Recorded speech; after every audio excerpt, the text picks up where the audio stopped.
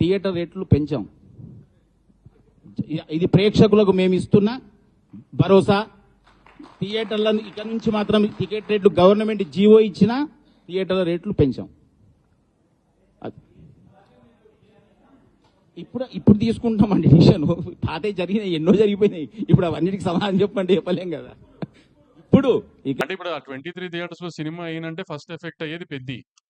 So అప్పుడు పెద్ద effect అయితే ఏంటంటే అప్పుడు చిరంజీవి గారి దగ్గరికి వెళ్ళి, చరణ్ గారి దగ్గరికి వెళ్ళి, సార్ ఇది సార్ సిచ్యువేషన్, ఇట్లా లాస్ట్ మినిట్ లో చెప్పారు, ఆల్రెడీ ప్రొడ్యూసర్ అని ఆయన పెద్ద మీద ఒక అమౌంట్ ఆఫ్ ఎక్స్పెండిచర్ అయిపోయింది, సో ఇప్పుడు ఈ హిట్ తీసుకునే పొజిషన్ లో ప్రొడ్యూసర్ లేరు, కాబట్టి ఏం చేద్దామండి అని చిరంజీవి గారిని అడగడం. ఇంకా నెక్స్ట్ ప్రతి సంస్థ ప్రతి రంగం కుంటిపడింది. కుంటిపడినప్పుడు మాస్టర్ నాకు చేయూత ఇస్తారా అంటే మీరు ఇవ్వనంటారా? అదే పరిస్థితి. ప్రతి రంగం కుదేళ్ళు అయిపోయింది. ఈ రంగం కుదేళ్ళు అయిపోయింది. 50 కోట్ల ఇంట్రెస్ట్ అని మీరు ఉన్నారండి. వి పెయిడ్. ఎవరిస్తారు చెప్పండి? ప్రభుత్వాలు కనుకరించి అలాంటి జీవోలు ఇస్తే ప్రేక్షకులు మాకు ఇంత వినోదం ఇచ్చారు, ఓకే మనం 10 రూపాయలు వేద్దాం అంటూ వాళ్ళందరూ కూడా చేశారు. అది అడుగుతుంటే కూడా కాదు, అది ఆపద. కొంచెం అవసరంలో ఉన్నారు, అంత ఖర్చు పెట్టారు, ఒక వినోదం ఇద్దామని హైయెస్ట్ బడ్జెట్ స్పెండ్ చేశాం. అనుకోని పరిస్థితుల్లో దానికి అంతకంత వడ్డీలు అయిపోయింది. ఒక మాదిరి మీడియాకర్ సినిమా అంత బడ్జెట్ అయింది మా వడ్డీలు.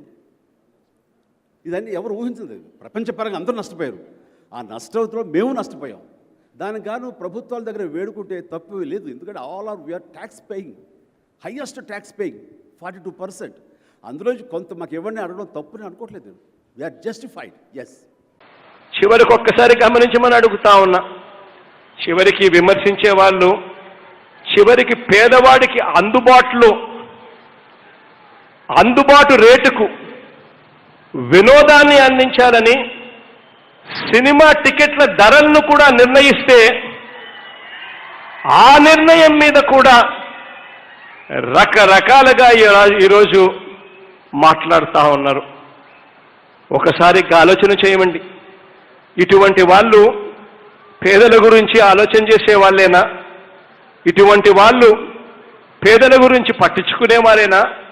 ఇటువంటి వారందరూ కూడా యాంటీ పోర్, అంటే పేదవాడికి వీళ్ళు శత్రువులు కాదా అని చెప్పి ఒక్కసారి అందరూ కూడా ఆలోచన చేయమని చెప్పి నేను సవినయంగా మీ అందరితో కూడా కోరుతా ఉన్నా.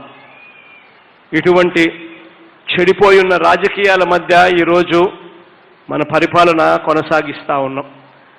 మంచి చేసేదానికోసం 4 అడుగులు ముందుకు వేస్తే ఆ మంచి జరగకూడదు, ప్రజలకు ఇబ్బంది పడాలి, రాష్ట్ర ప్రభుత్వం ప్రజలకు మంచి చేయకూడదు అని చెప్పి రకరకాల కారణాలతో, రకరకాల కోణాలతో, రాజకీయ స్వార్థంతో అడ్డు తగిలే కార్యక్రమం ఈరోజు రాష్ట్రంలో జరుగుతూ ఉంది.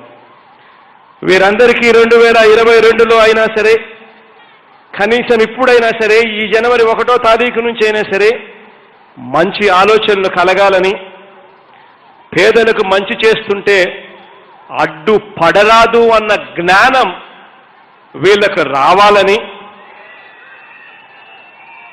దేవుడి దయ, మీ అందరి చల్లని ఆశీస్సులు మనందరి ప్రభుత్వం మీద కలకాలం ఉండాలని, ఇంకా ఎక్కువ మంచి చేసే అవకాశం దేవుడు ఇవ్వాలని మనసారా కోరుకుంటూ మరొక్కసారి మీ అందరికీ కూడా హ్యాపీ న్యూ ఇయర్ తెలియజేస్తూ